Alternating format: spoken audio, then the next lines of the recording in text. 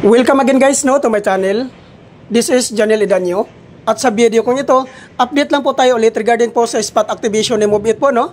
So kailan po ba ito gaganapin? Gaganapin po ito guys sa August 31, 2025 po. At saan po ba ito matatagpuan? Matatagpuan po ito guys sa Villarica Covered Court, Pineville, May Kawayan, Bulacan.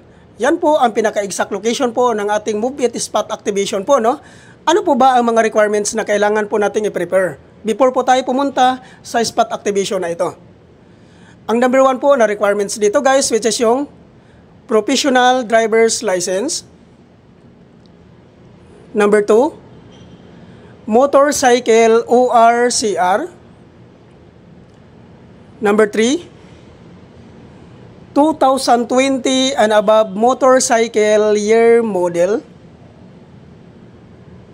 Number 4, NBI clearance. Number 5, police clearance. Kung sakali naman po guys, wala pa po kayong NBI clearance at police clearance, pwede naman po ito palo yan.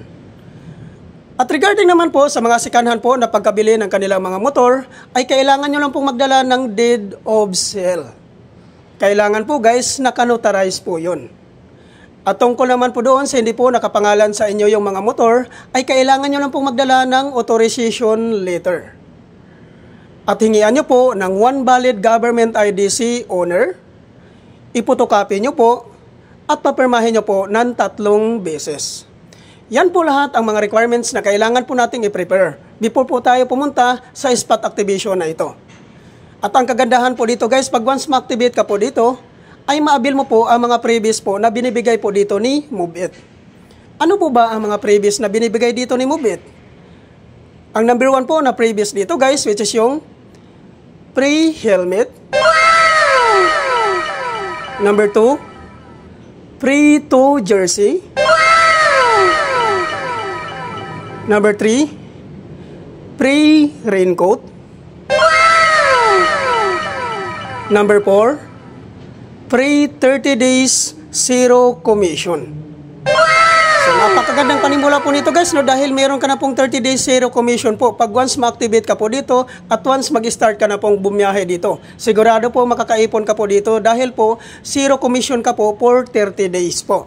So, napakaganda po nito guys.